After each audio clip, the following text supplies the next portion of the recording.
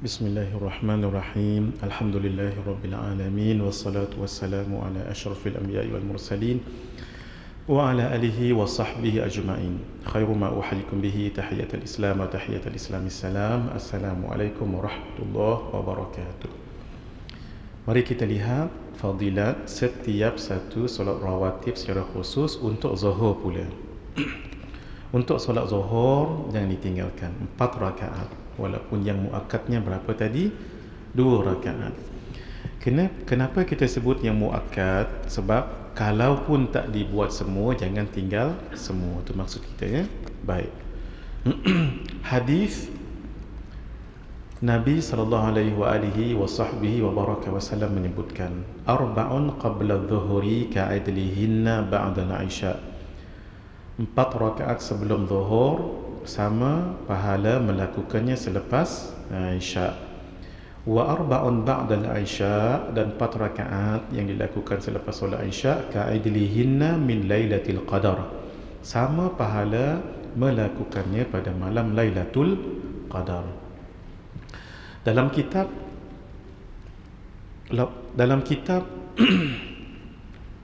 An-Nasihah Diniyah wal Wasaya Al-Imaniyah menyebutkan dengan Lailatul Qadar sama dengan 30,000 rakaat.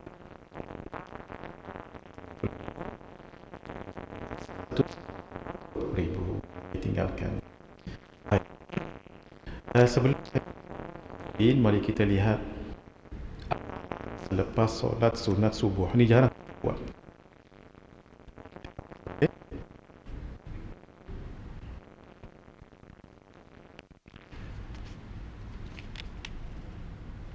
Muka surat 46.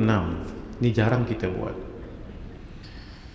Muka surat 46, selepas salam, bermaksud selepas solat sunat subuh. Nah, kita patah balik.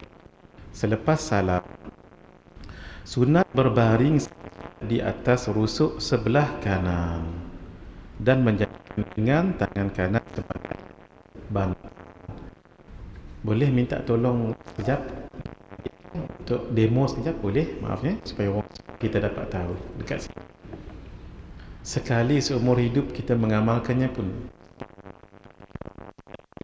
Sini, dek. Menghadap kiblat dan baring merusuk supaya muslimat dapat tengok. Muslimat, baring sebelah sini, kepala sini, kaki kat sana, dan jadikan lengan sebagai bantal. Begini. Ini selepas salam. Assalamualaikum warahmatullahi kanan. Assalamualaikum warahmatullahi sebelah kiri. Sudah, ya? Habis tu duduk dulu. Sampai ke bawah. Macam tu. Apa yang dibaca? Yang dibaca adalah pada muka surat 48. Siapa nama ni, adik? Muhammad Syafiq. Syafiq buat. Nanti Ustaz baca 3 kali baru angkat, ya. Baik. Ketika Syafiq buat macam ni, dalam hadis Nabi buat begini, tetapi tidak ada bacaan. Di dalam sebahagian kitab namanya Maraqil Ubudiyah, ini bacaannya begini. Saya baca 3 kali, kemudian baru adik Muhammad Syafiq bangkit, ya. Bacanya Allahumma Rabba Jibril wa Mikail, muka surah 48. Allahumma Rabba Jibril wa Mikail wa Israfil wa Izrail wa Rabba Sayyidina Muhammad sallallahu alaihi wa wasallam ajurni minan nar. Itu sekali, kan? Baca 3 kali. Allahumma Rabba Jibril wa Mikail wa Israfil wa Izrail wa Rabba Sayyidina Muhammad sallallahu alaihi wa wasallam ajurni minan nar. Allahumma Rabba Jibril wa Mikail wa Israfil wa Izrail wa Rabba Sayyidina Muhammad sallallahu alaihi wasallam ajurni minan nar. Baru bangkit. Baru bangkit macam tu. Baik. Apa hikmah baring macam tadi? Sekali lagi, baring sekali lagi. Maaf, ya. Apa hikmah baring macam ni? 1, ini sunnah Nabi. Bila sunnah Nabi, pahala besar. Man ahya sunnati inda fasadi ummati falahu ajru syahidin. Siapa yang menghidupkan sunnahku di akhir kefasadan umat, baginya pahala 1 mati syahid. Hadis yang lebih kuat, man tamassaka bi sunnati 'inda fasadi ummati falahu ajru 100 syahidin. Siapa yang pegang betul dengan sunnahku di akhir zaman, baginya pahala 100 mati syahid. Kita buat sebegini, kita ikut Nabi pahalanya besar. Satu. Yang kedua, dalam keadaan sebegini, inilah dia kedudukan dalam kubur, maka ia mengingatkan kepada kematian. Tahun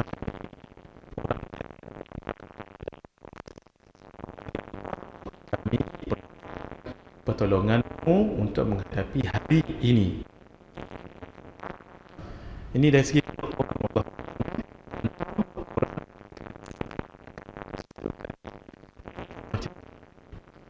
Itu tidak meniarap, nak haram. Tidur meniarap, tahu tidur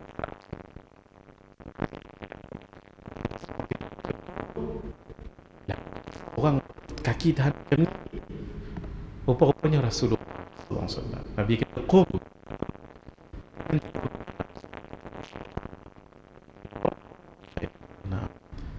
Itu paling kurang. Tafadhal. Syukran Muhammad Syafiq. Itu dibuat hatta dalam masjid sekalipun. Sebab itu kalau boleh, siapa yang nak buat ni, janganlah buat tengah ni. Dan nanti heran sahabat tengok apa masjid ni, semua duk pakai 10 orang buat lagu ni. Nak buat kat belakang. Sebab itu buat di rumah. Ini rumah ada masalah. Tapi kalau dah terlanjur datang ke masjid, buat di masjid boleh, tapi jangan pilih kat Ustaz Dino kat sana. Dan buat kalau segan dengan orang 3 kali, sekali pun tak apa. Kalau segan juga, yang penting ambil sunnah tu. Gitu ya. Ini mudah sekali semua hidup pada muka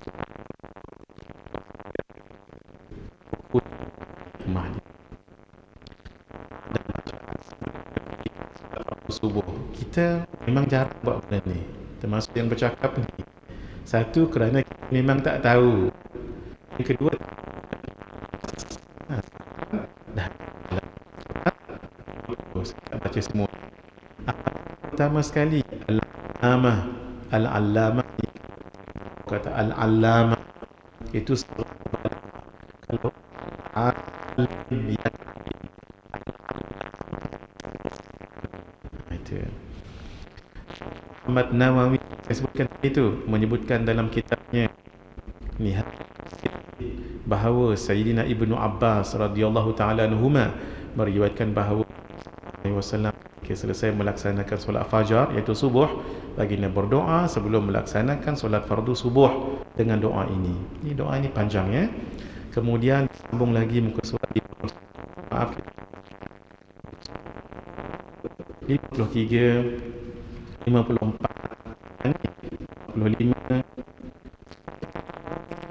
Maaf daripada duduk mengantuk. Baik, kita baca ni 56 kan orang pergi masjid 56. Allahumma ja'al fi qalbi nura. Di sini Allahumma ja'al li fi qalbi nura. Allahumma ja'al fi qalbi. Kalau nak pergi masjid, Allahumma ja'al fi qalbi nura wa fi lisani nura wa fi sam'i nura. Nah, seterusnya. Sini nur tu disebut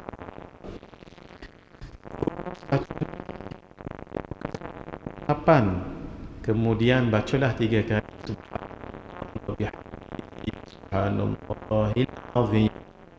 Kemudian dengan subhana rabbika rabbil izzati amma yasifun wa salamun alal mursalin walhamdulillahi rabbil alamin. Jadi sentiasa dalam beg untuk kita baca. Kalau nak senang, tangkap gambar handset kan, tangkap gambar, nanti baca saja. Pertama yang hari ini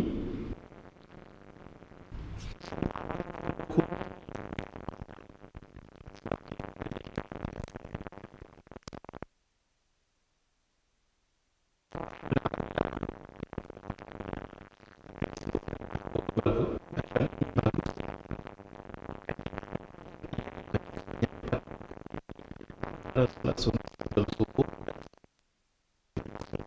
Oh, masih baik. Ya Hayyu Ya Qayyum, macam tu cara bacanya. Jangan baca Ya Hayyu Ya Qayyum, tak. Ya Hayyu Ya Qayyum, La ilaha illa ant. Gitu. Amalan ketiga pula, Al-Imam Tirmizi pula mengajarkan amalan doa ini supaya tidak kehilangan iman dan dibaca 4 kali selepas solat sunat subuh. Masya Allah. Baik, itulah kita nak kongsikan.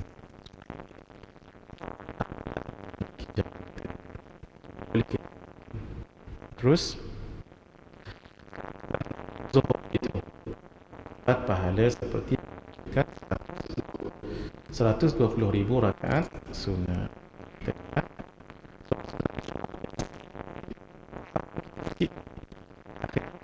Pengajian nanti kita akan sambung. Baik, mari kita lihat pada muka surat. Ini sudah satu hadis lagi, diharamkan daripada api neraka. Muka surat 87. Man salla 4 raka'atin qabla adh-dhuhri wa 4 ba'daha harramahu Allahu 'alan nar. Sesiapa yang mengerjakan solat 4 rakaat sebelum ya,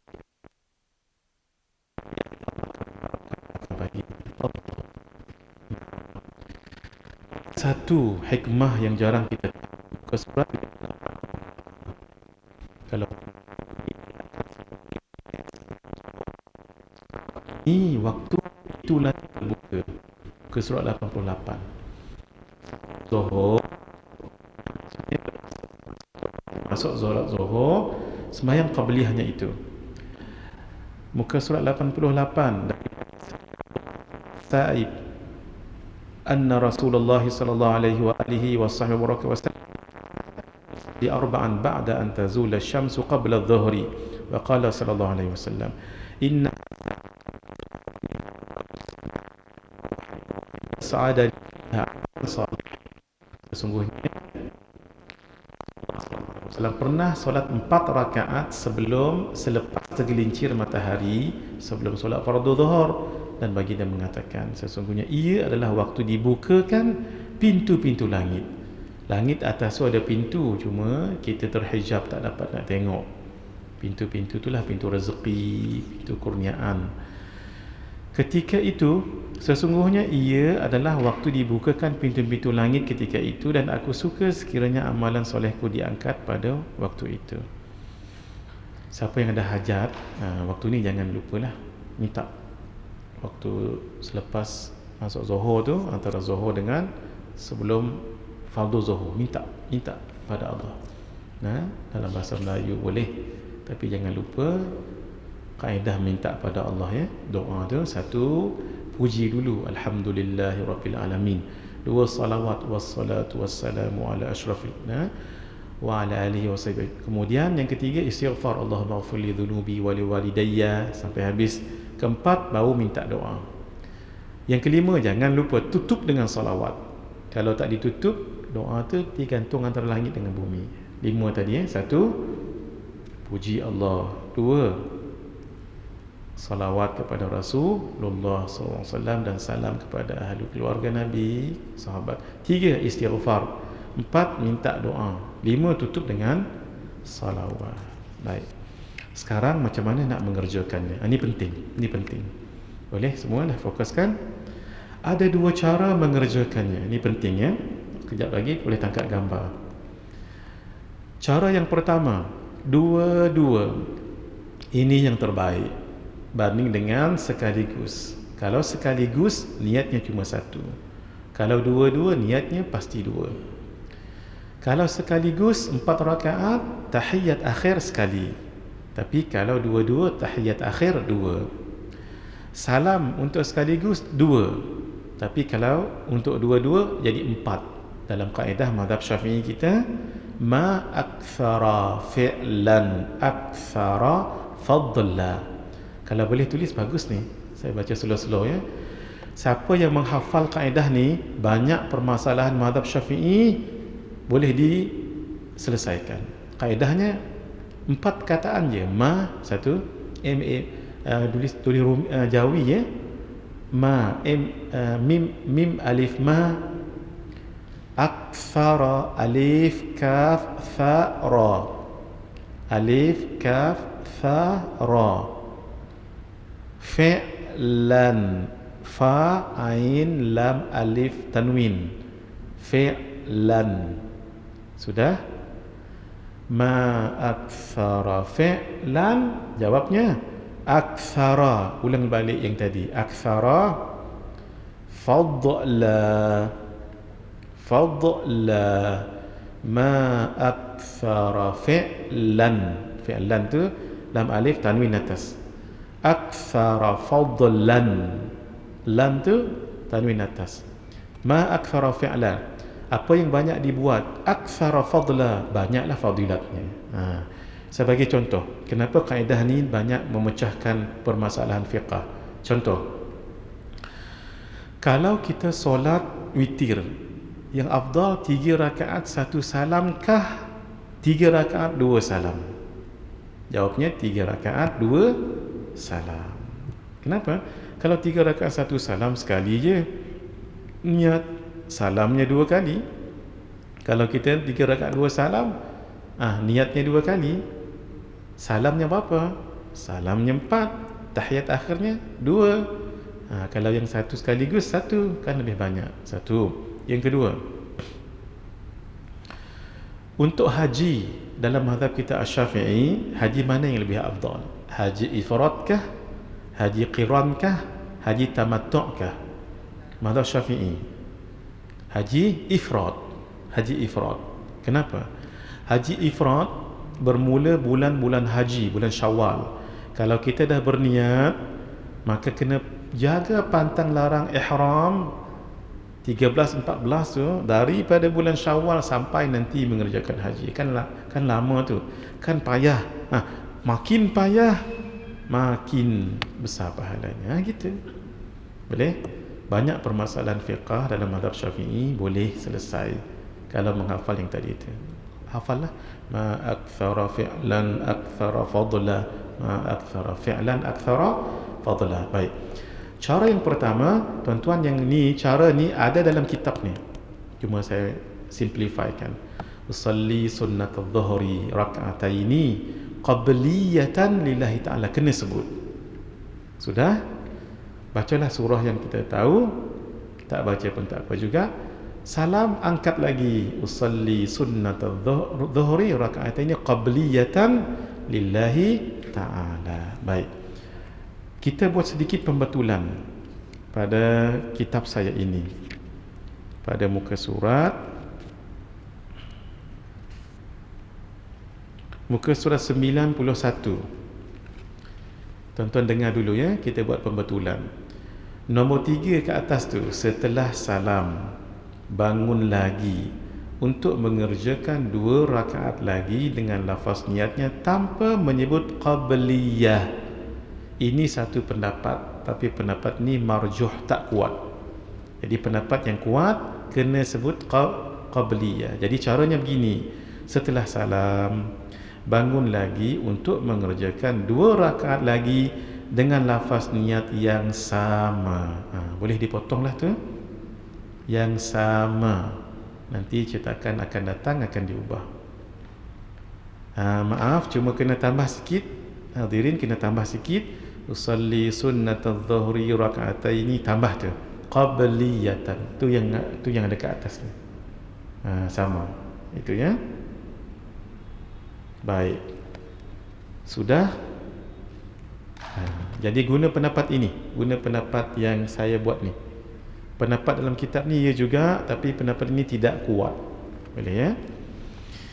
Cara yang kedua, kalau masa tak cukup, sekaligus macam ni caranya. Usalli sunnat adh-dhuhri 4 raka'atin qabliyatan lillahi ta'ala. Itu 4 rakaat sekaligus. Tahiyat awal boleh, tidak tahiyat awal tidak mengapa. Tengok keadaan ya. Sudah. Sekarang mari kita lihat ba'diyah pula. Solat sunat selepas zuhur. Sudah kita bacakan fadilat. Sekarang muka surat 95.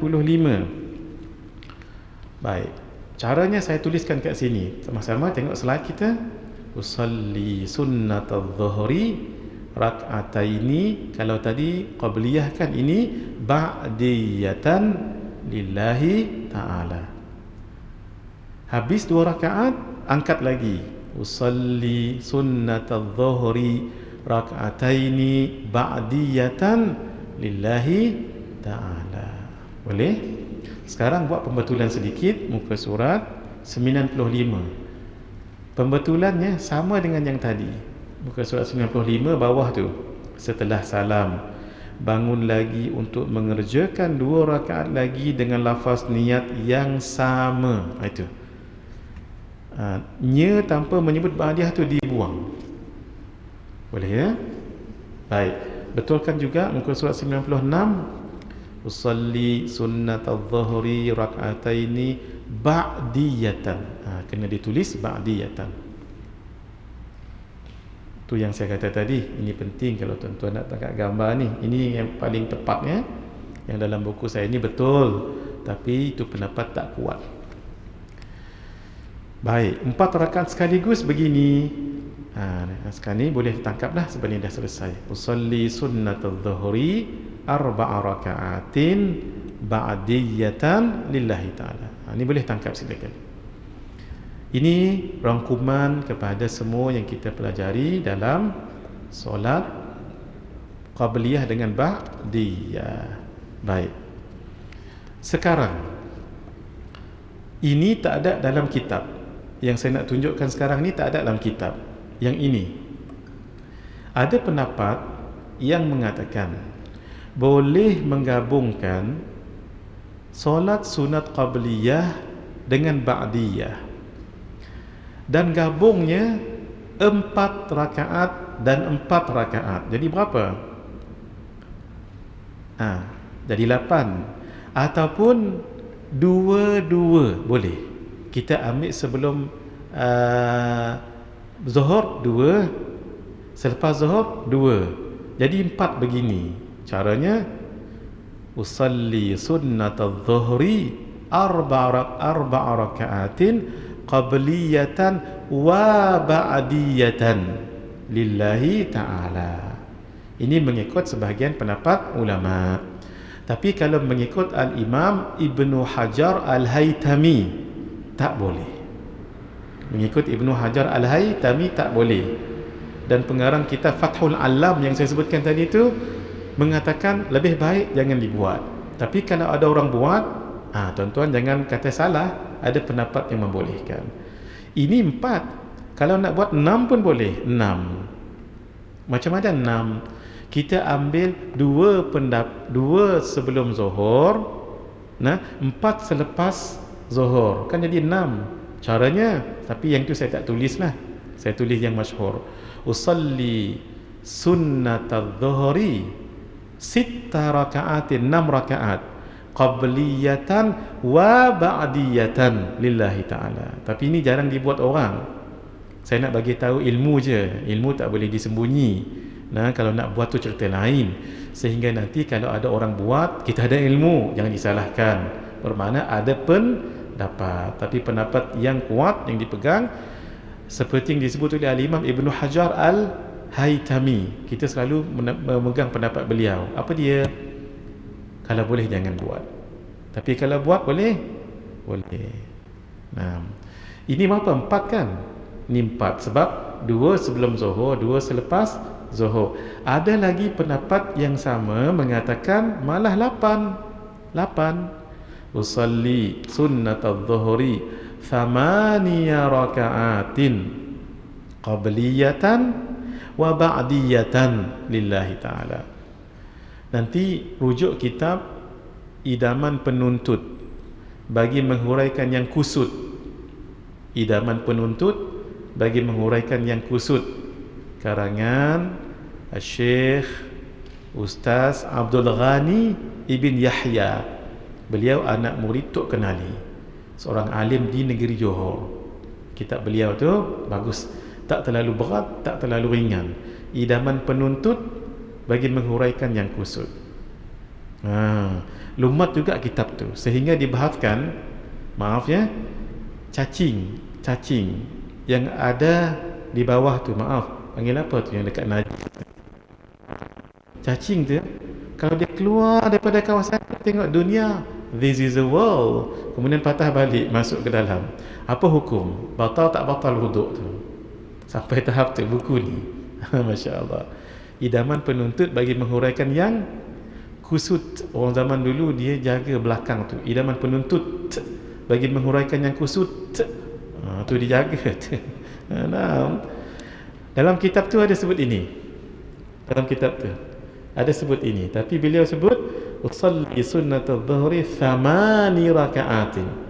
Tapi kalau dalam fatwa Al-Irsyad Brunei 8 raka'atin. Saya ambil pendapat dalam fatwa Brunei.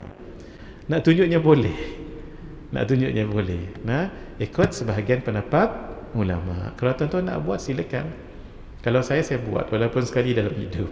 Nah, kadang-kadang kan kita tak sempat nak qabliyah zuhur contohnya. Guna pendapat ini.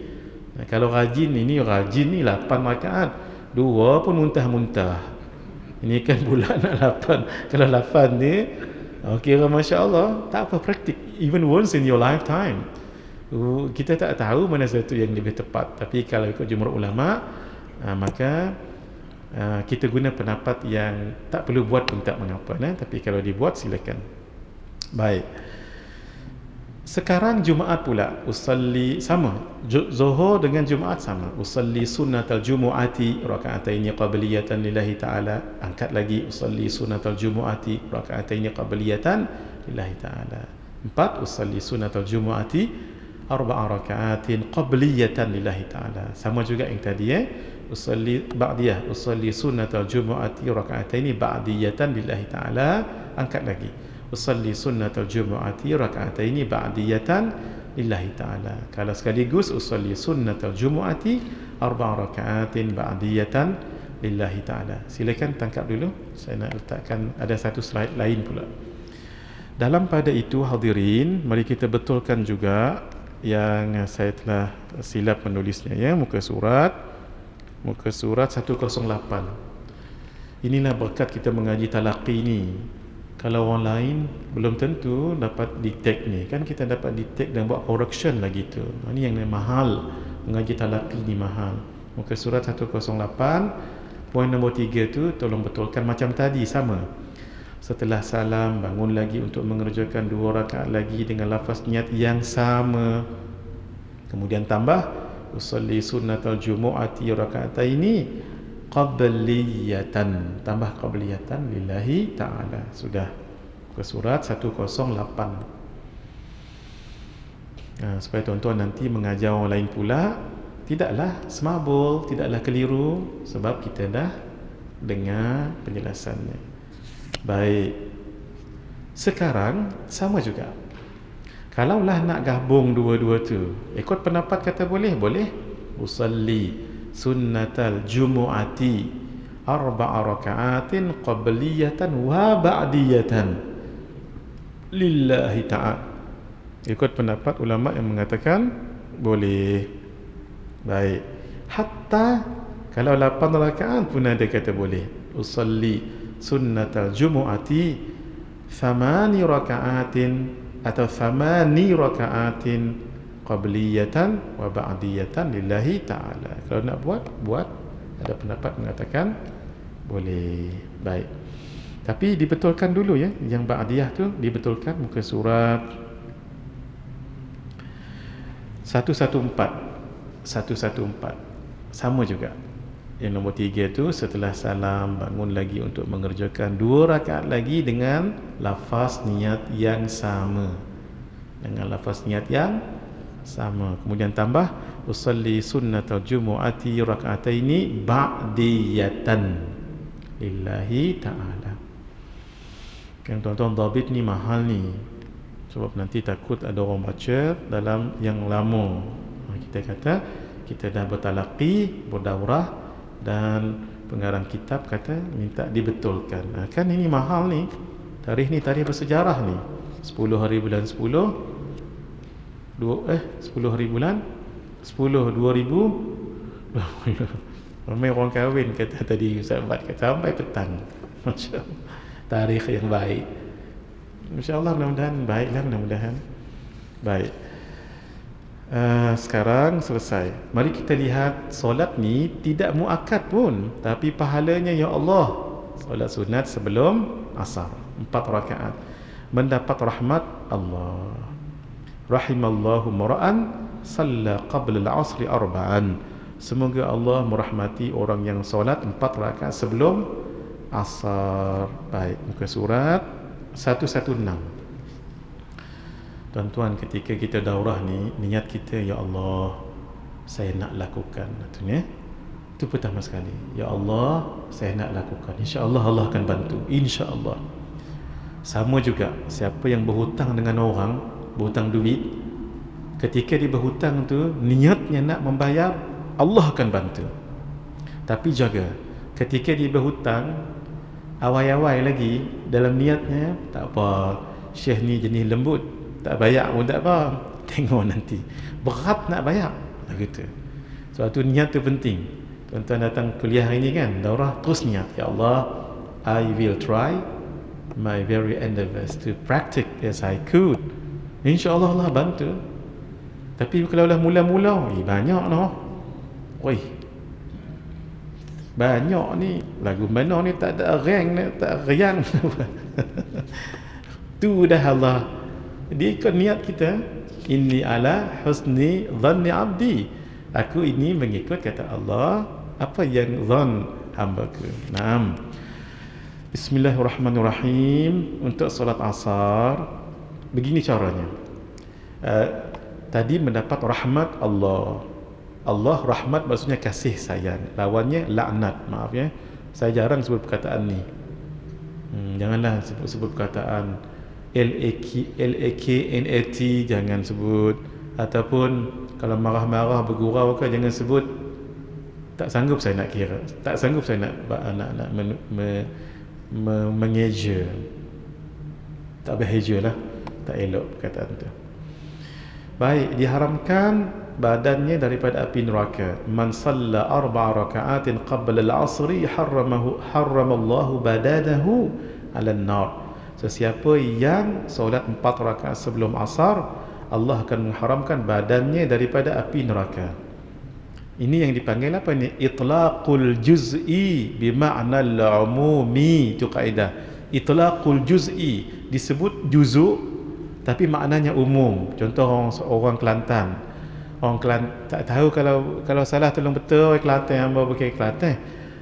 Cuma orang Kelantan ayatnya lapar nasi. Kalau orang tak faham, orang Bangi tak faham, dia baginya nasi saja. Dah mau lapar nasi. Bila sebut lapar nasi, bermakna lapar lauk, dai kuah, dai sambal, dai sayur. Hak tu maksudnya walaupun sebut nasi bermakna keseluruhan. Mu nak gimana? Ambo nak gi tahlil.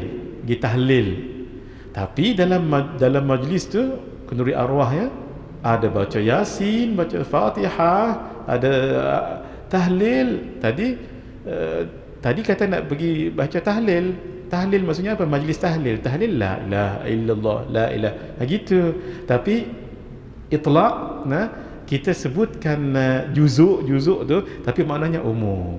Itu majlis tahlil, bukan baca tahlil tu asalnya la ilaha illallah. Bukan tahlil saja, takbir, tahmid, tasbih. Gitu ya, baca Quran. Sama. Harramallahu badanahu. Allah mengharamkan badannya, kepala lagu mana? Termasuklah bila sebut badan, itlaqul juz'i bimaknal umum. Allahumma ja'alni wa ja'alkum minhum. Macam mana cara solat dia?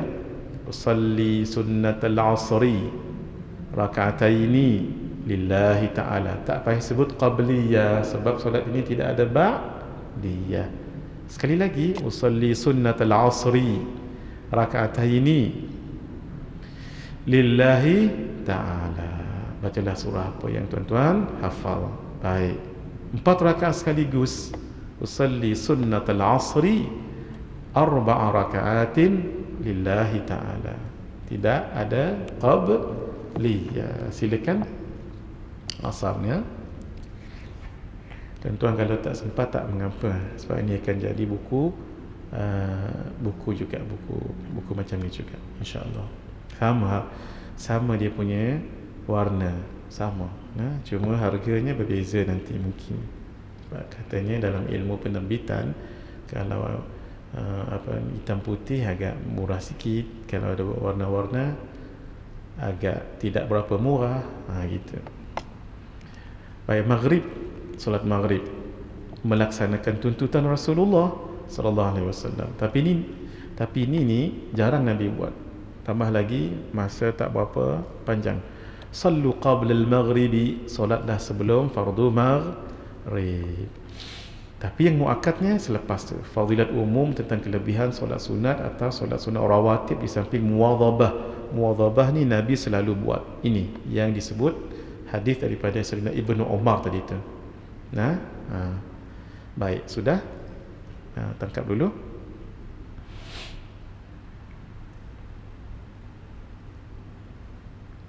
Baik, cara solatnya begini. Maghrib sebelum. Ini kalau di rumah selalunya kita dapat buat, selalunya. Kalau di surau masjid tambah jam, kadang-kadang tak dan dah. Baik. Tu yang saya sebut tadi tu, niat kita beriktikaf tadi tu, kadang-kadang tak sempat pun duduk. Contohnya, orang dah solat maghrib, kita traffic jam tadi, masuk masjid, orang dah solat maghrib dah lah terlepas qabliyah maghrib kan.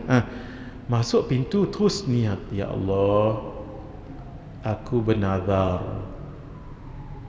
beriktikaf selama mana berada dalam masjid ini. Itu bila kita masuk tu, bila kita masuk pintu masjid tu menuju ke saf, niat tu dulu mengaji. Oleh kerana kita terlepas solat tahiyatul masjid, kita dianggap sudah kurang satu adab. Sebab masuk di rumah orang hendaklah bagi salam, tu nama tahiyyah, kita bagi salam. Masuk masjid kena bagi salam juga, tapi jangan bagi salam. Tahiyyahnya dengan solat tahiyyah apa? Tahiyatul masjid. Tapi kan kita dah lambat.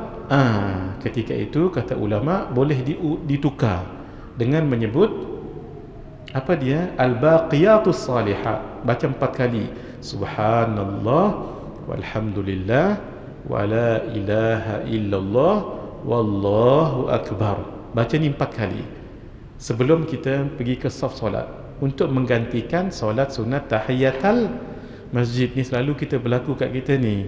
Kadang-kadang jam kan, kita pun masuk masjid, orang dah sembahyang maghrib dah. Sudah pasti kita terlepas 2 solat. Apa dia? Solat tahiyatul masjid dan solat sunat qabliyah maghrib. Tak apa, niat nazar. Niat nazar bangkit, masuk, ya Allah, aku bernazar untuk beriktikaf selama mana berada dalam masjid ini. Kalau lepas maghrib terus balik, lama itulah artinya beriktikaf. Iktikaf tak semestinya duduk baca Quran, tak. Yang penting masuk tu satu. Yang kedua, dalam perjalanan terus boleh terus niat iktikaf. Tadi niat nazar. Saya bagi supaya jangan keliru ya. Saya pun berada di depan pintu masjid kita ni, terus saya niat, ya Allah, aku bernazar untuk beriktikaf selama berada dalam masjid ini. Itu namanya niat nazar. Ketika kaki saya melangkah masuk ke dalam masjid, saya dah boleh berniat iktikaf. Nawaitul i'tikafa fi hadzal masjid manzuran lillahi ta'ala. Bahasa Melayu, sahaja aku beriktikaf yang dinazarkan dalam masjid ini kerana Allah Ta'ala. At the same time, mulut kita baca subhanallah walhamdulillah wala ilaha illallah wallahu akbar. Subhanallah walhamdulillah wala ilaha illallah. Subhanallah walhamdulillah wala ilaha. Subhanallah walhamdulillah. Biar bagi sempatlah. Barulah kita ikut orang solat maghrib. Selesai. Dalam berapa waktu kita selesai beberapa perkara. Baik, itu namanya ilmu. Baik.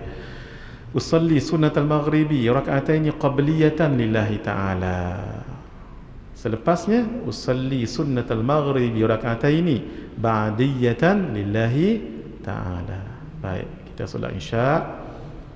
Baik, ini sudah belum kan? Silakan.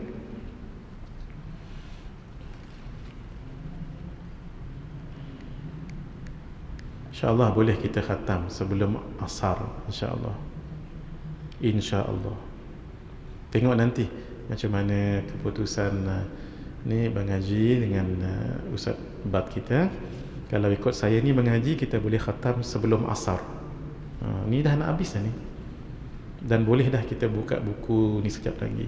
Kita pukul 12 berapa berhenti mengaji? 12.30. Tengok ada masa lagi, insyaAllah.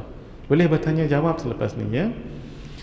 Sekarang sudah ni awabin maghrib dengan isyak, kita pause dulu, saya akan bicarakan. Ada slide-nya nanti. Sekarang isyak pula. Sama-sama dulu buka muka surat. Masya Allah. Mana tuan-tuan nak cari satu kitab selesai tak sampai 3 jam ni? Kalau mengaji di pondok ni yang mengaji, kalau mengaji di pondok ni, satu muka surat mengaji belum tentu sehabis 1 hari. Kalau mengaji di pondok, tengok kita mula pukul 9, ni dah nak khatam dah ni. Masya Allah. Ya Allah. Naam. Muka surat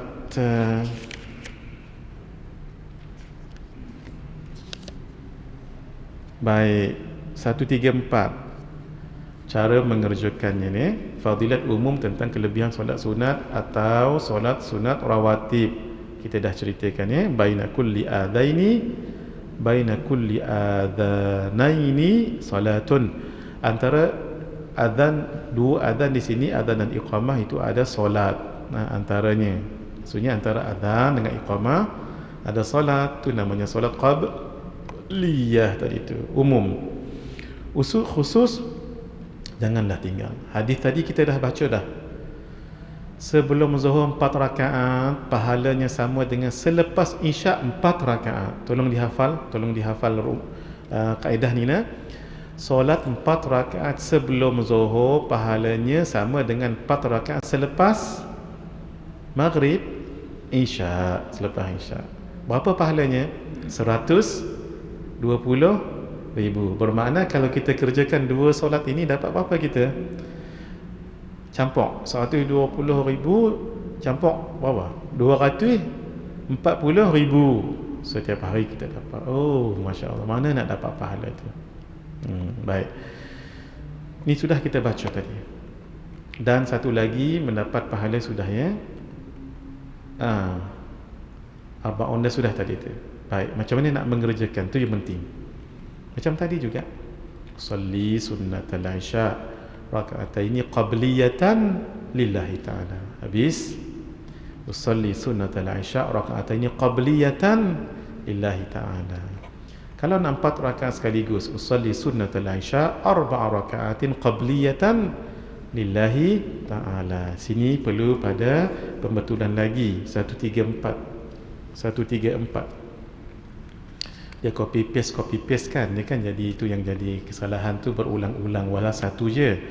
Setelah salam 134 nombor 3 bawah tu, setelah salam bangun lagi untuk mengerjakan 2 rakaat lagi dengan lafaz niat yang sama, gitu. Dengan lafaz niat yang sama, usalli sunnatal isya'i raka'ataini tambah 1 ba'diyatan. Mohon maaf, qabliyatan lillahi ta'ala. Sudah, mari kita lihat selepasnya. Salli sunnatal isya'i rak'ataini ba'diyatan lillahi ta'ala. Salam angkat lagi. Salli sunnatal isya'i rak'ataini ba'diyatan lillahi ta'ala. Sekaligus usalli sunnatal isya'i 4 raka'atin ba'diyatan lillahi ta'ala. Selesai. Mari kita lihat, betulkan satu lagi ya pada muka surat.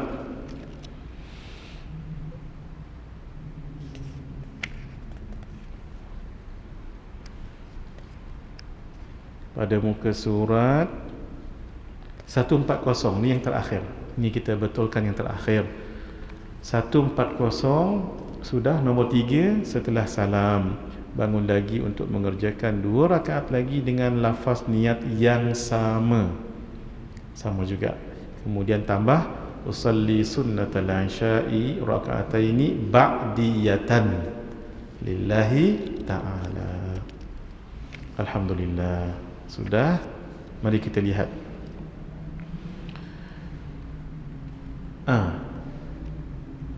Boleh dikerjakan sebahagian ulama ni, dan terutama sekali yang terlepas sembahyang qabliyah isya, boleh gabungkan dengan ba'diyah isya, buat 4 rakaat.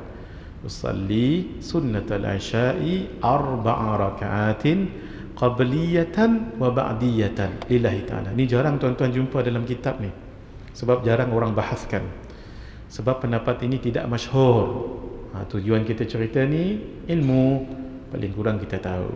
Dan kalau nak buat boleh, contoh jam tadi kan, waktu nak pergi masjid tadi jam, tak sempat qabliyah isya, boleh tak guna pendapat ni? Boleh, tapi kena sebut qabliyatan wa ba'diyatan. Sama juga nak buat 6 rakaat, boleh 6 rakaatin, boleh, tapi 6 rakaatin tu diniat dulu. Apa? Saya nak sembahyang 4 rakaat sebelum isya, 2 rakaat selepasnya, boleh. Atau 2 rakaat sebelum isya, 4 rakaat selepasnya, boleh. Tu yang jadi 6 tu. Ataupun 4-4 gabung sekali, 4-4 gabung sekali. Usalli sunnatal isya'i 8 rakaatin, 8 rakaat tu qabliyatan wa ba'diyatan. Cuma yang ini tidak ada tahiyat awal. Kalau yang 4 rakaat ada tahiyat awal. Kalau qabliyah ba'diyah tidak. Sudah. Selesailah pengajian kitab kita ini. Itu saja. Mari kita lihat beberapa catatan dulu sebelum kita masuk solat rawatib ketika musafir. Baik. Mari kita lihat catatan dulu. Muka surat 143. Masya Allah, khatam kita hari ini. Tak sampai 4 jam. Solat sunat rawatib tidak disunatkan berjamaah. Walau bagaimanapun tidak makruh jika mengerjakannya secara berjamaah, tapi lebih aula tidak berjamaah. Tengok tuan-tuan, ni kita kena amanah dalam segi ilmu. Walaupun pelik pendapat ni ustaz, pelik tak pelik tu cerita lain. Itu namanya ilmu, kena sebut. Kena sebut. Baru kita sebut, pendapat yang masyhur begini, yang tidak masyhur begini. Saya bagi contoh ya. Orang yang sembahyang kemudian bertayamum dan gosok dan sebagainya tempat tayamum tu, dia perlu qada lagi tak sembahyang dia? Pendapat jumhur, mana-mana tempat yang menutup kawasan anggota tayamum. Apa dia anggota tayamum?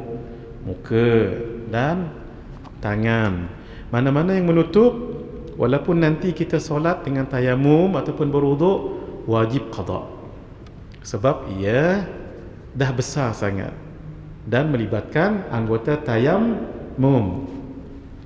Tapi kalau dia tak melibatkan anggota tayamum, luka tu di kepala atas ni ni bukan kepala, ni muka nyamannya ni. Ni muka ni adalah anggota tayamum. Kepala anggota tayamum tak? Tidak. Kaki anggota tayamum tak? Tidak. Dibalut di situ.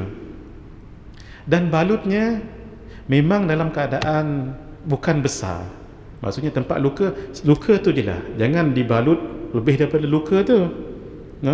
Kalau dibalut lebih daripada luka begini, katalah gini, luka besar ni je, kaki ni kaki saya, kaki kiri, luka sini, tapi balutnya tu dia besar ni, boleh dia tayamum?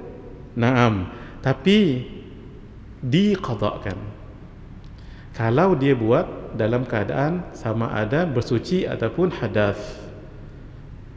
Boleh? Diulang kembali kerana dia lebih daripada tempat yang kena letak tadi tu. Nanti saya akan tunjukkan apa yang saya sebutnya. Tapi itu yang saya sebut tadi adalah pendapat jumhur ulama. Supaya tuan-tuan tidak ini, saya tunjukkan ya. Itu yang namanya kita kena dari segi ilmu tak boleh disembunyikan, tapi kena sebut mana satu yang jumhur, mana satu yang tidak, gitu ya. Nanti saya akan patah balik ke tadi tu. Ini kita keluar sedikit tajuk sebab kita dah last dah ni dah, keluar sedikit tajuk. Nanti kalau nak tengok perbahasan ni, rujuk dalam kitab ni. Kalau ada jual di luar ni, saya syorkanlah ustaz-ustaz, ustazah ataupun ayah ibu, tuan-tuan yang nak mendalami bidang agama yang basic, dia bidang agama fiqh tapi basic, beli kitab ni. Bukan kerana ada nama orang tu kat situ. Bukan. Kitab Safinatun Najah, kitab paling ringan dalam pengajian fiqh mazhab Syafi'i, paling dasar, the most basic one in Syafi'iyat mazhab. Paling basic sekali. Barulah naik ke atas kan. Selesaikan ini dulu. Tapi kalau baca Safinatun Najah saja, tidak ada syarah, nanti tenggelam kita dibuatnya. Safinah ni kapal, Najah yang menyelamatkan. Siapa yang baca dan khatam dan hadam dan faham dan amal kitab tu, samalah seperti naik perahu yang menyelamatkannya daripada tenggelam. Sebab tu disebut safinah, perahu bahtera, Najah yang menyelamatkan. Tapi kalau baca seorang-seorang dan tak ada ilmu, sepatutnya dia jadi perahu bahtera yang menyelamatkan, dia pula tenggelam sebab dia tak faham ibarat. Maka kita pun terjemah kitab ni dan buatlah syarah itulah namanya Misbahud Duja, syarah Safinatin Najah. Dalam kitab ni saya tuliskan, ni kitab ni tebal ni, kalau ada di luar, dijual di luar, beli hadirin, bagus.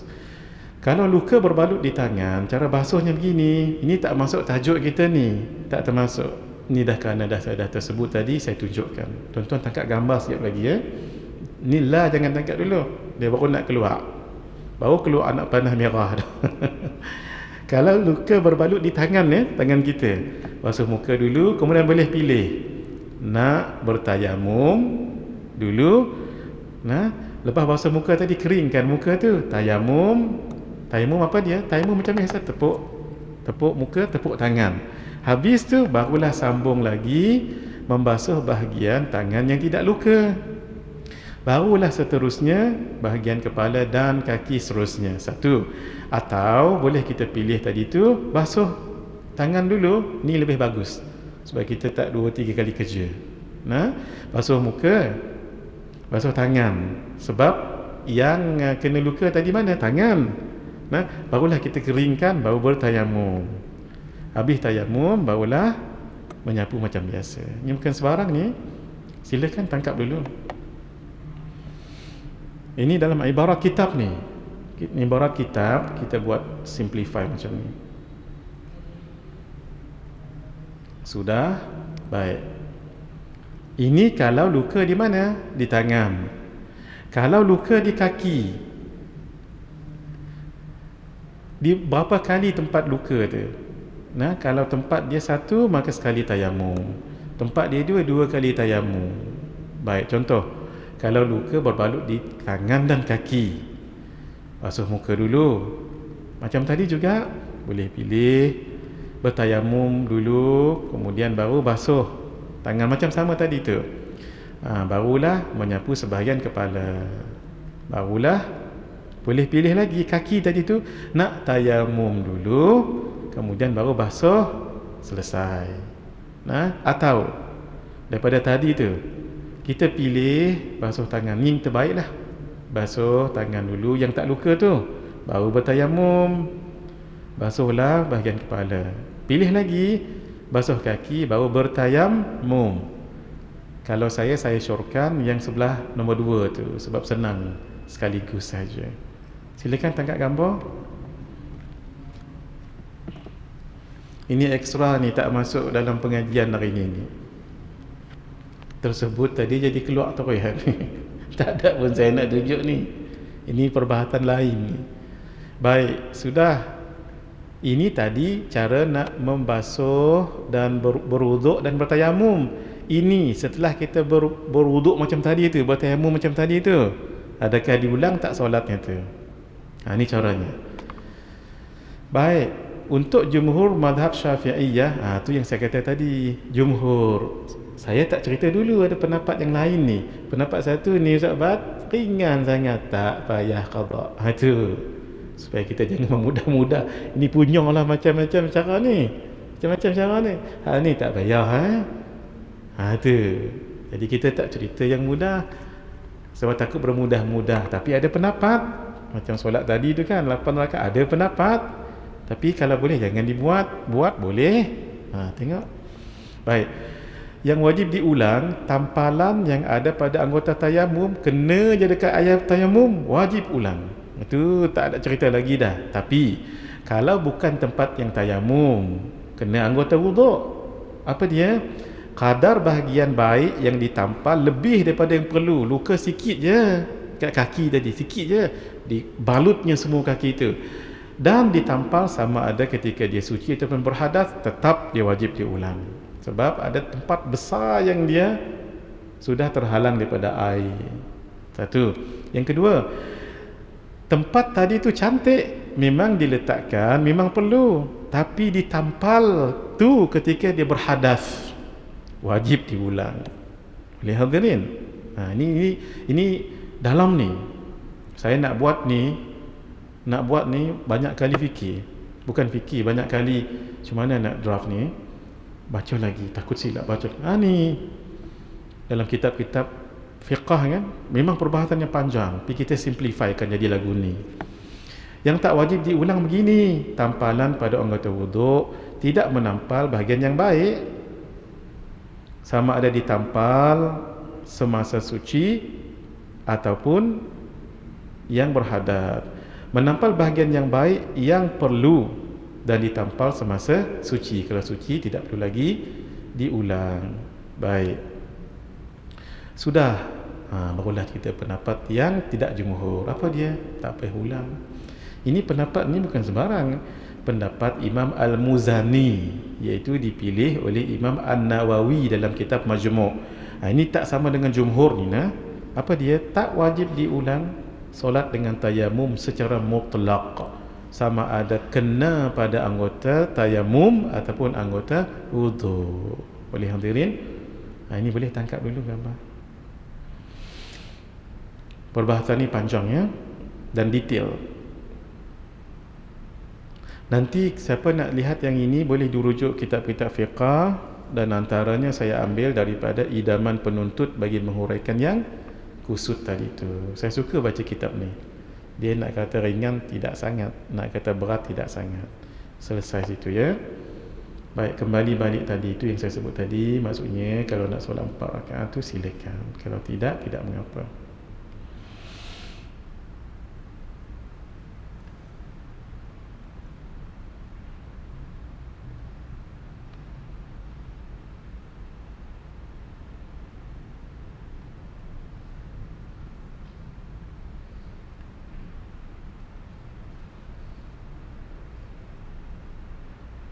Bismillahirrahmanirrahim.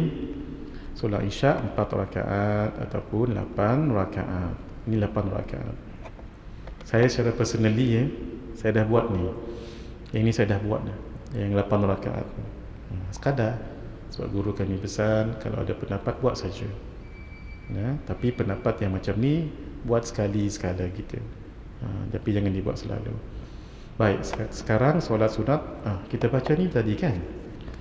Kita patah balik. Solat sunat rawatib tidak disunatkan berjamaah, walau bagaimanapun tidak makruh jika mengerjakannya secara berjamaah, tetapi lebih aula tidak berjamaah. Ia dikerjakan ketika bermukim atau ketika dalam musafir, termasuk jika solat fardu yang dikerjakan secara qasar. Boleh juga rawatib tu yang kita nak masuk ni. Ni kita nak masuk sekejap lagi. Ia tidak didahului dengan azan ataupun iqamah. Tidak perlu solat rawatib, tak perlu. Bacaannya tidak dinyaringkan. Semasa takbiratul ihram untuk solat sunat rawatib, wajib diniatkan sama ada solat itu qabliyah ataupun ba'diyah. Solat sunat rawatib subuh dan asar tidak disebutkan qabliyah ketika berniat kerana tiada solat sunat rawatib ba'diyah pada kedua-dua solat tadi. 7. Solat sunat rawatib ba'diyah tidak boleh dikerjakan sebelum dikerjakan dahulu solat fardu kerana waktunya rawatib ba'diyah tadi belum masuk, walaupun solat fardu yang dilakukan itu adalah solat qada. Nah, waktunya tak masuk, sebab itu tidak dibuat ba'diyah. Walaupun solat qada, kita solat qada waktu maghrib untuk solat isya, jangan dibuat untuk ba'diyahnya tu. Jika lebih 2 rakaat, maka afdal dilakukan dengan tiap-tiap 2 rakaat satu salam. Boleh tak 4 rakaat satu salam? Boleh, tapi tak boleh lawanlah afdalnya tadi. Afdal solat sunat ba'diyah dilakukan di tempat yang lain daripada tempat solat fardu yang dilakukan sebelumnya.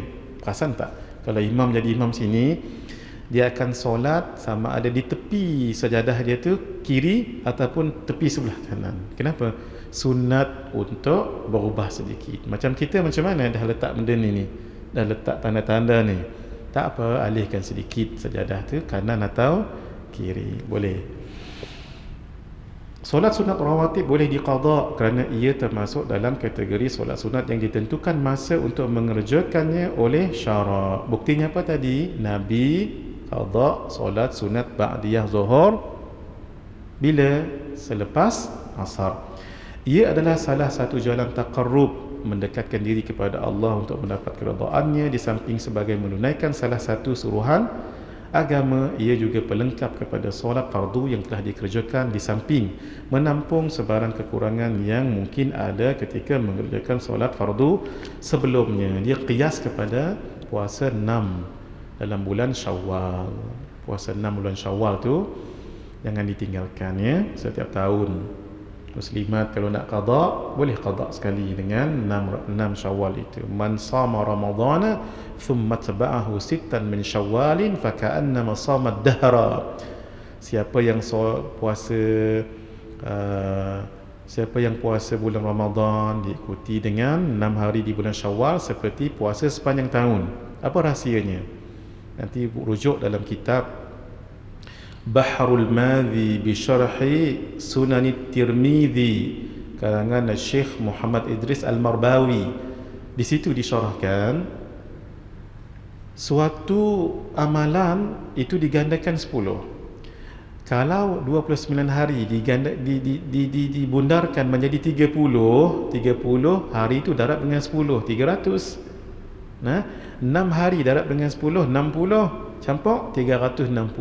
Itulah bilangan hari dalam setahun. Sebab itu siapa puasa 2 ni seumpama puasa sepanjang tahun. Baik, mari kita lihat ini dan kita akan masuk solat awabin sekejap lagi. Solat rawatib ketika musafir. Ada pendapat kata bila solat jamak musafir tidak ada solat rawatib. Pendapat ini tidak kuat. Disebut oleh Al-Imam An-Nawawi, kemudian Syekhul Islam Syekh Zakaria Al-Ansari dalam Fathul Wahhab, dan ulama-ulama yang lain banyak. Kalau nak sebut nama kitab fiqah ni banyak. Boleh, tapi caranya begini. Untuk jamak maghrib dan isya, solat jamak maghrib dan isya, caranya solat sunat maghrib dulu, sudah. Kemudian solat jamak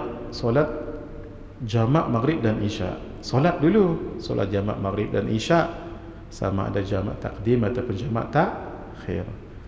Kemudian solat sunat maghrib, habis tadi solat sunat 2 tadi tu kan selesai, baru solat sunat maghrib, barulah solat sunat isya. Itu 2 tu. Kalau jamak zuhur dengan asar, solat sunat qabliyah zuhur dulu, barulah solat jamak zuhur dan asar. Kemudian solat sunat ba'diyah zuhur, barulah solat sunat qabliyah asar. Tangkap dulu gambar. Ini merujuk kepada solat sunat maghrib itu. Kenapa? Solat sunat ba'diyah maghrib sebelum selepas solat jamak maghrib, sebab melihat kepada muakkadnya itu. Muakkad kan solat maghrib tu kan, dia yang muakkadnya qabliyah ke ba'diyah? Ba'diyah, sebab tu dia solat sunat sebelum solat sunat maghrib itu, selepasnya itu. Sudah. Kaedahnya kerjakan solat kedua iaitu asar dan isyak dahulu, baru solat rawatib asar dan isyak. Kerjakan solat pertama zuhur dan maghrib dulu, baru solat ba'diyah solat pertama zuhur dan maghrib. Guna kaedah ini. Sudah. Saya ulangkan yang tadi, ini penting ni. Tapi jarang orang buat. Kalau nak buat caranya begini. Sudah?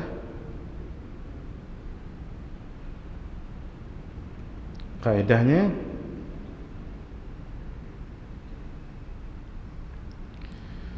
baik, ada lagi 20 minit. Saya nak ingatkan dahulu ya, sebelum kita cerita tentang solat awabin, solat isyraq dengan solat duha. Tapi saya nak ceritakan dua je, awabin dengan duha. Sebelum itu, ini pesan guru kami Syekh Nuruddin. Jangan tinggalkan. Yang ini masing-masing tangkap gambar ya. Selepas solat subuh dan maghrib, tolong diingat-ingat, sungguh-sungguh ingat ni. Jangan selepas salam, jangan rongkaikan, lepaskan kaki. Ketika kita duduk, duduk yang paling bagus duduk tawarruk. Ini cara duduk tawarruk ni. Assalamualaikum warahmatullahi kanan, Assalamualaikum warahmatullahi kiri. Duduk begini ni, kaki ni namanya duduk tawarruk ni. Paling afdal berdiri macam ustaz ni, kakinya berdiri tu. Tapi kalau sakit, rebah tak apa, tapi jangan dirongkaikan, jangan digerakkan, gini saja. Kalau dah berdiri lagu ni, jangan dilepaskan, sehinggalah baca la ilaha illallah wahdahu la syarikalah lahul mulku lahul hamdu yuhyi wa yumiit wa huwa ala kulli syai'in qadir 10 kali. Kalau memang sakit kaki bisul contohnya, jadi tak didirikan kaki kanan tu, kaki kanan ni direbahkan, ini sepatutnya didirikan, tapi ada bisul, direbahkan, tak apa. Tapi stay dalam keadaan duduk tahiyat akhir, macam mana pun duduk, hatta kalau berlunjur sekalipun, kaki sakit, ataupun atas kerusi sekalipun, kaki sakit, jangan digerak-gerakkan, stay sampai baca ni 10 kali. Ada dua riwayat. Satu, la ilaha illallah wahdahu la syarikalah lahul mulku lahul hamdu yuhyi wa yumiit wa huwa ala kulli syai'in qadir. Satu riwayat, la ilaha illallah wahdahu la syarikalah lahul mulku lahul hamdu wa huwa ala kulli syai'in qadir. Tak ada sebut yuhyi wa yumiit. Tapi nak panjang lagi boleh juga. Ada riwayat yang lain, la ilaha illallah wahdahu la syarikalah lahul mulku lahul hamdu yuhyi wa yumiit biyadihil khair. Tambah lagi, biyadihil khair wa huwa ala kulli syai'in qadir. Bacalah tiga-tiga tu, boleh pilih.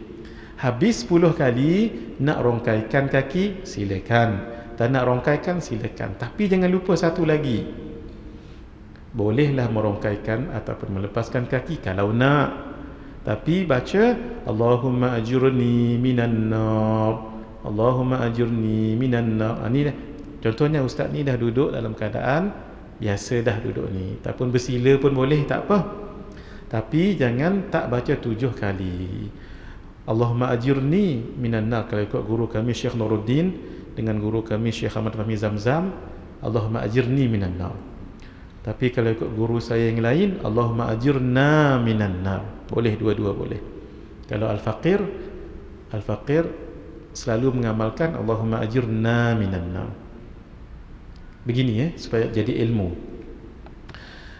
Kenapa sebaiknya baca Allahumma ajirni minan nar? Kalau imam baca Allahumma ajirni minan nar, maka makmum akan baca Allahumma ajirni minan nar, sebab imam minta saya, ya Allah jauhkan aku daripada api neraka. Makmum pun kena baca juga 7 kali, maka dapatlah kita amalkan sunnah ini. Ini guru kami Syekh kami Zamzam bagi ini faedah ya. Kalau imam baca Allahumma ajurna minan nar, ini kan doa, dan doa untuk ramai, makmum akan jawab amin. So Allahumma ajirna minan nar, itu nah. Sebab itu paling baik baca Allahumma ajirni minan nar, satu kerana hadis sebut Allahumma ajirni minan nar, yang kedua supaya setiap orang boleh baca. Tapi guru saya yang lain sebut gini pula. Maaf ni bukan membandingkan guru, tidak, nak tunjuk biar kita luas wawasan. Bila sebut Allahumma ajurna, walaupun kita seorang, Allahumma ajurna minan nar, ya Allah selamatkanlah diri kami daripada api neraka, saya, isteri, anak-anak, pok, mok, angah, husyu, semua masuk yang tu ni. Itu yang kita sebut Allahumma ajurna. Tuan-tuan nak pilih mana? Boleh Allahumma ajurna minan nar, boleh Allahumma ajurni minan nar, boleh. Yang tak boleh dua-dua sengap, pasal dia tak semayang. Nah, ini yang beliau sangat-sangat tekankan. Sedikit masa lagi, insya-Allah 12.30 sharp kita berhenti ya. Tolong tangkap ni gambar, tuan-tuan. Tangkap ini dan sebarkan kepada manusia seluruh dunia. Ini message saya pada semua ya. Ini tolong sebarkan ke seluruh dunia. Nanti saya akan buat PDF ni. Kalau tuan-tuan dapat PDF ni, tolong saya minta sebarkan pada semua orang ya. Ni baru dibuat pagi tadi ni, pukul 7.30 buat benda ni. Kami dua bertolak daripada PJ tadi pukul 8 Ustaz Bat. Pukul 7.30 nak buat ni. Baru sangat ni. Tu yang tak sempat. Nanti saya akan buat bentuk PDF, viralkan ini. Maksudnya kongsi-kongsikan pada semua orang. Ini untuk subuh dan maghrib. Untuk solat lain 3 saja tak apa. Allahumma ajurna minan nar, ataupun la ilaha illallah wahdahu la syarikalah sampai habis, 3 saja tak apa. Tapi untuk subuh dengan maghrib jangan lebih, jangan kurang. Ini nak tunjuk imam ni faqih ataupun tidak. Maaf ya, saya guna bahasa guru kami Syekh Nuruddin. Imam ini maaf kadang-kadang sedap suaranya Masya Allah, tapi belum tentu faqih. Faqih maksudnya dia tahu hukum hakam. Ini faqih lah ni. Coba tengok nanti orang khutbah, tapi jangan nak menilai orang, jangan. Nak tengok orang khatib tu faqih ataupun tidak. Cuba lihat ketika beliau berkhutbah, apakah tangan begini, tuan-tuan kita semua semangat tu bagus. Tapi bila macam ni, hukumnya menyalahi aula. Sebab walaupun berceramah ataupun bagi khutbah, caranya tetap begitu. Satu. Yang kedua, ketika berdoa, Allahumma ghafir lil muslimina wal muslimat wal mu'minina wal mu'minat, makmum akan angkat tangan dan amin. Imam khatib, kalau beliau ataupun siapapun seorang yang faqih, dia tak akan angkat tangan. Sebab itu menyalahi aula. Sebab Nabi ketika itu tak angkat tangan. Nabi cuma pegang, kalau pedang, kalau tembok. Kalau kita kat sini, kalau dia punya tongkat tu kan. Kenapa orang zaman dahulu buat tongkat ataupun dekat sini ni seperti buah delima bulat? Sebab Nabi pegang yang bulat. Gitu. Allahumma ighfir lil muslimina wal muslimat wal mu'minin. Kita angkat tangan. Orang yang tak, mungkin orang belum tahu, pelik lah imam patut angkat tangan. Sebab hadis Nabi sebut kana sallallahu alaihi wa alihi wasallam yarfa'u yadayhi khudwa mankibayhi, adalah Nabi mengangkat kedua tangannya setentang dengan bahu. Naam, tapi itu bukan ketika khutbah. Tengok hadirin. Yang ketiga, dia akan khutbah tak panjang, tetapi solat sedikit panjang daripada khutbah. Jangan terbalik, khutbah panjang, solat tak panjang. Gitu. Bukan nak tunjuk siapa-siapa ni. Sebab itu penting kita mengaji agama. Satu lagi, ini tambahan saja. Orang yang berkhutbah paling bagus hendaklah dia pakai ini.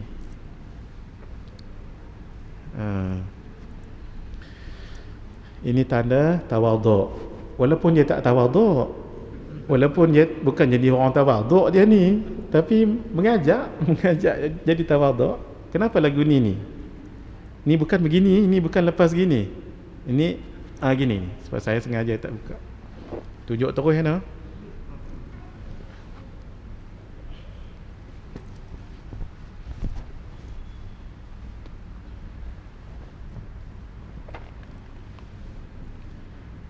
Kalau pakai ni, jangan lepas gini. Yang sunnahnya gini.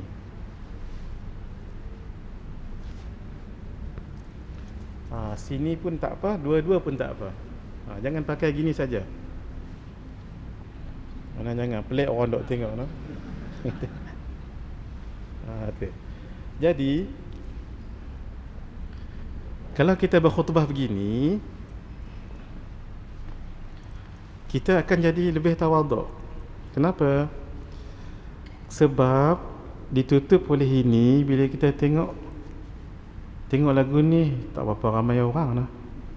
Sebab dihadang oleh ni, tu yang jadi tak berapa nak jelas. Orang tak berapa nak ramai sebab ditutup. Tak berapa ramai lah. Tapi kalau lagu ni, tu dia ramai orang ni. Ini tingkat 2 lagi lah dia. Tu dia glamour hari ni. Itu sebabnya nah. Sebab tu pakai begini. Tapi tuan-tuan, sekejap jangan tengok siapa tak pakai lagu ni tak tawaduk lah orang ni. Bukan lagu tu. Boleh nak? Khair. Dah tangkap yang ni? Sudah? Baik. Sebenarnya tajuk kita dah selesai. Cuma saya nak sebut 3 lagi solat sunat ya. Iaitu solat sunat Isyraq, awabin dengan solat sunat duha. Tapi kita sentuh 2 solat sahaja sebelum kita berhenti ya. Kenapa? Ini saya dah pesan ni dulu kat sini ni. Kalaulah orang itu dia baik. Kalaulah orang itu mungkin ditakdirkan dia lambat bertaubat, 60 tahun, 70 tahun baru dia nak bertaubat, memang menyesal sungguhlah. Alhamdulillah paling kurang dia sempat nak bertaubat. Tapi perasaan dia nak kejar yang dia dulu terlepas. Dia nak pulun buat. Boleh tak? Boleh. Saya akan menulis tentang buku ni nanti. InsyaAllah saya dah ada niat nak menulis tentang tajuk ini. Jangan sia-siakan 4 waktu nama tajuk buku tu. Sebab ulama' sebut begini, kalau orang itu ditakdirkan dia taubat lambat, tapi dia nak kejar yang dulu-dulu tu, boleh. Tapi make sure jangan sia-siakan 4 waktu ini. 1, waktu malam sehingga subuh, especially 1/3 malam yang terakhir. 2, selepas subuh sehingga terbit matahari. Sebab ada satu solat yang pahalanya sangat besar. Pahalanya 1 haji dan 1 umrah. Tu yang kita jangan tinggal tu.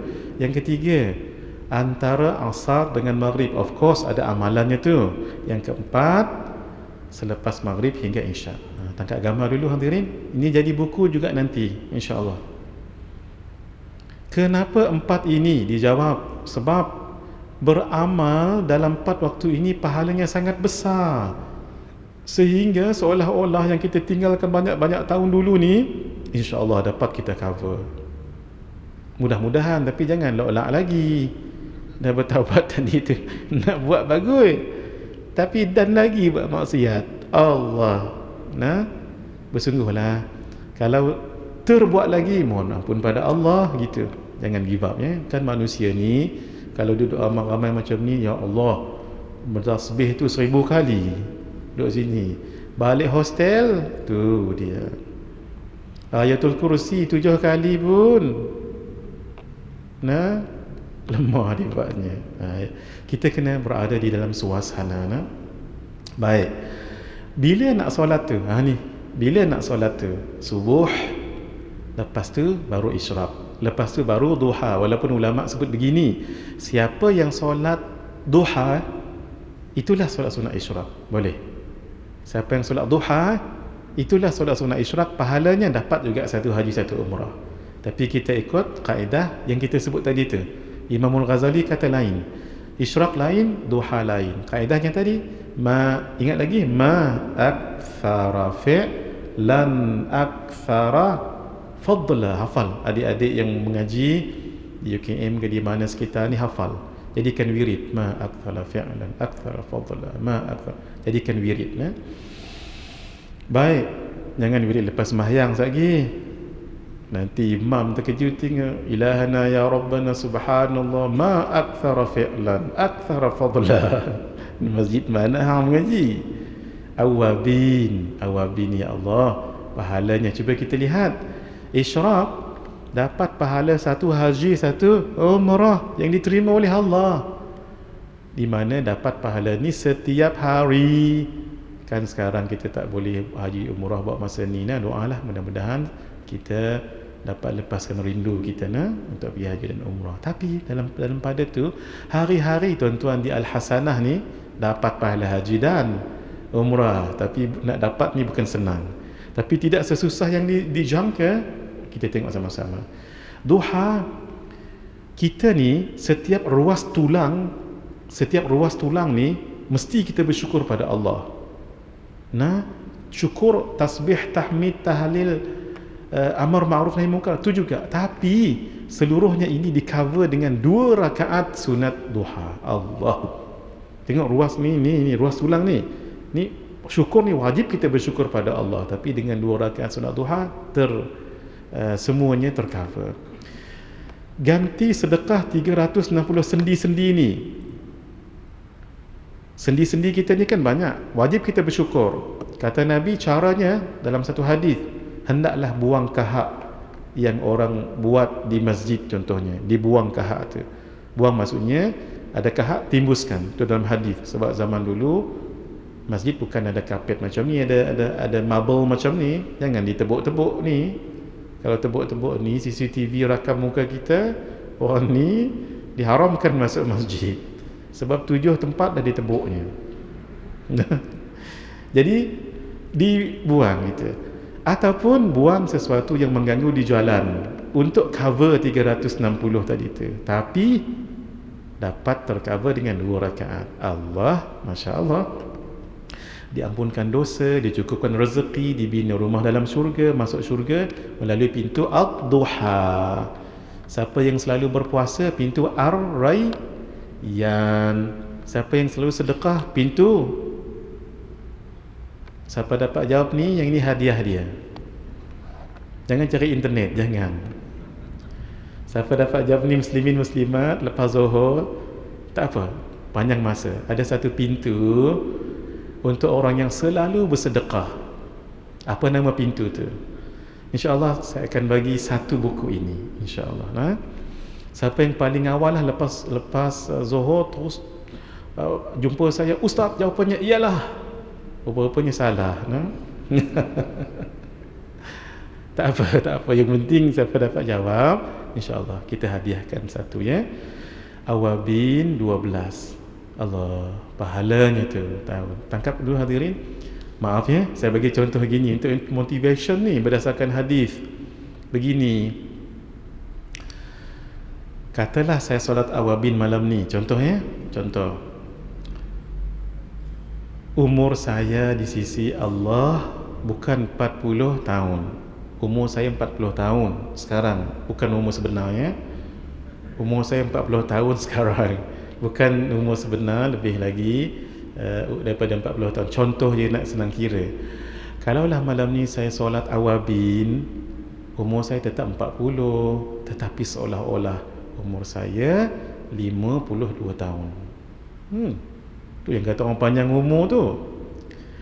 Malam esok saya kerjakan lagi solat awabin, umur saya tetap 40, tapi seolah-olah umur saya berapa? Campak 12 yang mengaji. 52 campak 12, 64 umur saya tu. Sebab hadis menyebut udilna lahu ibadata 12 sanah. Orang yang solat awabin, nanti kita baca hadisnya. Dalam ni pun ada hadisnya ya. Seolah-olah dia beribadat 12 tahun, solid diterima oleh Allah. Kalau malam tulat, tulat. Tadi saya sebut apa tadi? Lusa ya. Esok malam ni, esok lusa. Lusa. Tambah lagi 64 campur 12 berapa? Pahalanya. Baik, solat sunat isyraq dulu. Solat sunat isyraq dulu, kita berhenti sekejap lagi. Man sallal ghadata fi jama'atin, sesiapa yang solat subuh berjamaah, kata ulama tak semestinya berjamaah, yang penting solat subuh. Satu, thumma qa'ada, lalu dia duduk tempat dia solat atau tempat dia mendirikan solat. Kalau tempat dia solat, atas tikar solatlah, ataupun tempat dia mendirikan solat dalam masjid, di mana-mana tempat. Yang penting jangan balik dulu ke kereta, jangan siram bunga dulu ke Hajah, jangan buat dulu air kopi, jangan. You have to be there. Sampai bila? Apa yang dibuat? Yadhkurullah, baca Quran ke hizib, ratib, wirid, mengaji ilmu, mengajar ilmu, boleh. Hatta tatlu'a syamas, sehingga matahari naik. Thumma salla rak'atain, tu saya kata 5 syarat tadi tu. Satu, solat subuh. Sebahagian kata walaupun tidak berjamaah, hanya kita ambil pendapat itu lebih ringan. Yang kedua, duduk di tempat tu. Ketiga, apa yang dibuat? Ingat pada Allah. 4, menunggu sampai matahari naik. Last, dia solat 2 rakaat. Tu yang namanya solat sunat isyraq. Pahala kanat lahu ka ajri hajjatin wa umratin, maka ia mendapat pahala haji dan sekali haji dan umrah. Sampai Nabi emphasize tu, tamatin tamah, sempurna. Allah, mudah sangat. Hari-hari dapat pahala haji dan umrah setiap hari. Ini ambil mudah-mudah. Subuh pukul 6 ambil mudah-mudah ya. Macam mana nak tahu? Waktu syuruk 1 jam 20 minit daripada pukul 6. Maksudnya 7:20. Jangan solat dulu, sebab ia berada di 2 tanduk syaitan. Dan kenapa jangan solat? Matahari sedang keluar waktu tu. Orang yang menyembah matahari waktu inilah mereka menyembah. Jangan tasyabbuh. Man tashabbaha biqaumin fahuwa minhum. Siapa yang tasyabbuh ikut kaum tu, dia seperti kaum tu juga. Tunggu lagi 16 ke 17 minit. Solat isyraq lah tu. Bila tu waktunya tu? 17 ke 16 minit. Ambil 17 lah. Maksudnya pukul 7.20 campur dengan 17 minit. 7.37. Bermulalah waktu solat sunat isyraq. Lamanya 15 minit je. Tapi kalau orang pukul 7.37 solat duha, itu juga termasuk pahala ini. Pahala haji dan umrah. Itulah ganjarannya. Bukannya senang dapat pahala. Silakan tangkap gambar dulu. Saya nak alih ni. Sudah? Baik. Mudah hadirin. Tapi mudah-mudah pun orang bekerja memang payah. Memang payah. Tapi orang tak bekerja, sedap pula tidur dibuatnya. Memang payah ni tuan jiwa. Ustaz Abad ni waktu mengajar ayat air dulu, Allah, Sabtu Minggu je lah harapannya.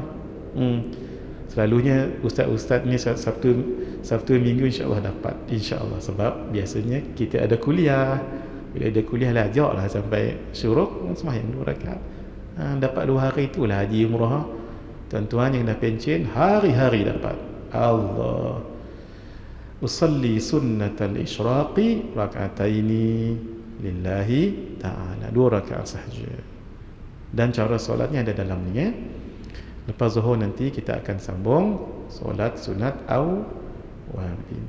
Dia ada solat awabin ni, ada waktunya, bilangannya, fadilatnya. Yang ini kita akan bincang selepas ni. Dan cara solatnya pun ada 3 cara ya. Ni cara solatnya. Tapi ini tak syarah lagi ni. Tuan-tuan tangkap gambar dulu tak apa. Tangkap gambar dulu. Tapi kena syarah.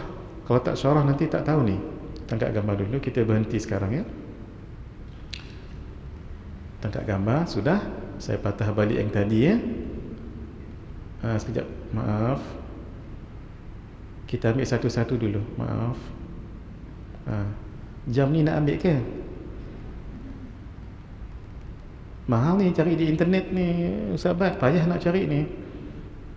Sudah, saya tak pandai sangat komputer. Ini adalah kadar je lah yang saya buat ni. Ni sudah tadi. Abang ambil ni dulu. ambil ni dulu, kemudian kaifiat kita bincang lepas Zuhur insya-Allah. Dan saya sangat yakin kita boleh khatam sebelum Asar insya-Allah. Sudah? Baik. Ambil ini kita pergi, kita berehat ni. Baik, setakat ni dulu, insya-Allah kita sambung selepas Zuhur.